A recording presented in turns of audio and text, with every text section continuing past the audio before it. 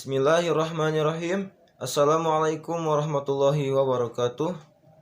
Alhamdulillahirabbil alamin wa bihi nasta'inu ala umuri dunya waddin. Wassalatu wassalamu ala sayyidina Muhammadin wa ala alihi washabihi ajmain. Amma ba'du. Perkenalkan, nama saya Abdul Jabbar Maulana Rizki dari Prodi VAIB 1 Kampus STI Al-Falah. Sebelumnya, video ini dibuat untuk memenuhi tugas UTS Ulumul Quran yang dosennya diampuh oleh Muhammad Hijrah M. Sawai MPD. Segala puji bagi Allah yang telah menciptakan alam dunia ini berserta isinya. Salawat berserta salam marilah kita curah limpahkan kepada Nabi kita Nabi Muhammad SAW, yang mana Nabi kita ini adalah Nabi akhir zaman dan Nabi yang paling mulia daripada nabi-nabi yang telah Allah utus sebelumnya. Dan Allah pun telah menurunkan Al-Quran kepada Nabi kita Nabi Muhammad, yang mana Al-Quran ini adalah kitab pelengkap dari kitab-kitab yang telah Allah turunkan kepada nabi-nabi sebelumnya. Jadi sekarang kita akan membahas tentang karakteristik Al-Quran. Dr. Yusuf Al-Qadawi memaparkan beberapa karakteristik Al-Quran dalam kitabnya Kaifa Nata'amala Al-Quran, bagaimana berinteraksi dengan Al-Quran. Secara singkat sebagai berikut. Pertama, Al-Quran adalah kitab ilahi. Al-Quran berasal dari Allah Subhanahu wa Ta'ala, baik secara lafal ataupun makna. Diwahyukan oleh Allah Subhanahu wa Ta'ala kepada Rasul dan Nabinya Muhammad SAW melalui wahyu al-jali yang artinya jelas, yaitu dengan turunnya malaikat utusan Allah Jibril alaihi salam untuk menyampaikan wahyu kepada Rasulullah SAW, yang manusia bukan melalui jalan wahyu yang lain seperti ilham, pemberian inspirasi dalam jiwa, mimpi yang benar atau secara lainnya. Yang kedua, Al-Quran adalah kitab suci yang terpelihara. Di antara karakteristik Al-Quran yang lainnya adalah ia merupakan kitab suci yang terpelihara keasliannya, dan Allah Subhanahu wa Ta'ala pun menjamin pemeliharaannya serta tidak membedakan hal itu kepada seorang pun. Tidak seperti yang dilakukan kepada kitab-kitab suci yang lainnya yang hanya dipelihara oleh kaum yang menerimanya. Ketiga, Al-Quran adalah kitab suci yang menjadi mukjizat. Di antara karakteristik Al-Quran adalah mukjizatnya, ia adalah mukjizat terbesar diberikan kepada Nabi Muhammad SAW, sehingga bangsa Arab hanya menyebut mukjizat itu saja, tidak yang lainnya, meskipun beliau terjadi mukjizat yang lain yang tidak terhitung jumlahnya. Yang keempat, Al-Quran adalah kitab suci yang menjadi penjelas dan mudah dipahaminya. Al-Quran adalah kitab suci yang memberi penjelasan dan mudah dipahami, tidak seperti kitab filsafat yang cenderung untuk menggunakan simbol-simbol dan penjelasannya yang sulit dipahami. Allah Subhanahu wa Ta'ala menurunkan Al-Quran agar makna-maknanya dapat ditangkap, hukum-hukumnya dapat dimengerti, rahasia-rahasianya dapat dipahami, dan ayat-ayatnya agar dapat ditadaburi. Yang kelima, Al-Quran adalah kitab suci seluruh zaman. Makna Al-Quran sebagai kitab keseluruhan zaman adalah ia merupakan kitab yang abadi, bukan kitab bagi satu masa tertentu yang kemudian habis masa berlakunya. Maksudnya, hukum-hukum Al-Quran, perintah dan larangannya tidak berlaku secara kontemporer dengan satu kurun waktu tertentu kemudian habis masanya. Selain karakteristik Al-Quran, Al-Quran juga memiliki seni di dalam cara membacanya.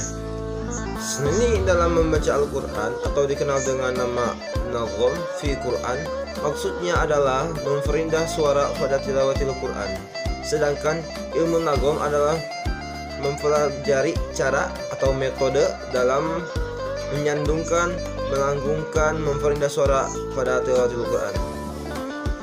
Seni baca Al-Quran adalah merupakan ilmu lisan, yaitu ilmu yang direlaksasikan dengan bacaan atau perkataan Untuk mempelajari seni baca Al-Quran, qori dan qori'ah dituntut untuk mengetahui dan menguasai semua segi yang berhubungan dengan seni membaca Al-Quran.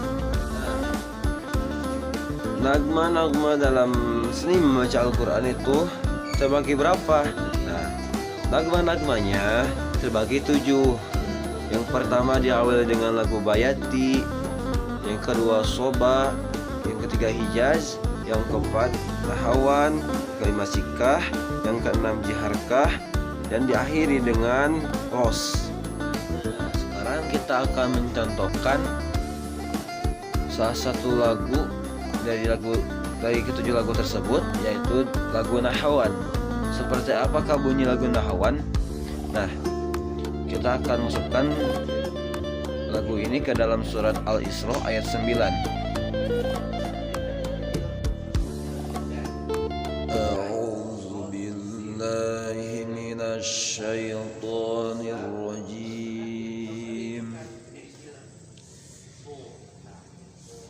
Bismillahirrahmanirrahim.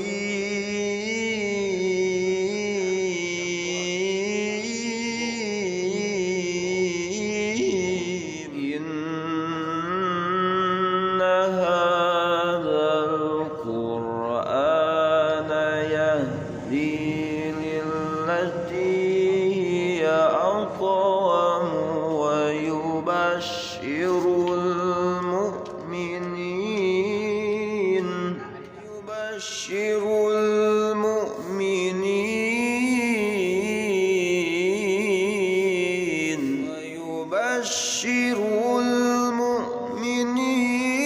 alladzina ya'maluna as-solihati anna lahum ajran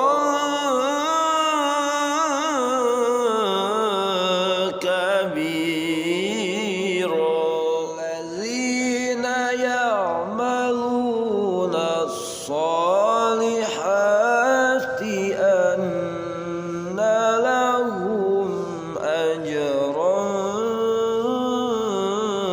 kabira. Sadaqallahul azim. Nah, barusan adalah salah satu contoh dari ketujuh lagu, yaitu lagu nahawan. Nah, jadi seperti itulah nagma yang sering dipakai untuk melantunkan ayat suci Al-Quran dalam seni tilawah. Kesimpulannya, begitulah karakteristik Al-Quran dan seni dalam membaca Al-Quran. Jadi ada hadis yang berkata, khairukum man ta'allama Qur'an wa 'allamah. Apa artinya?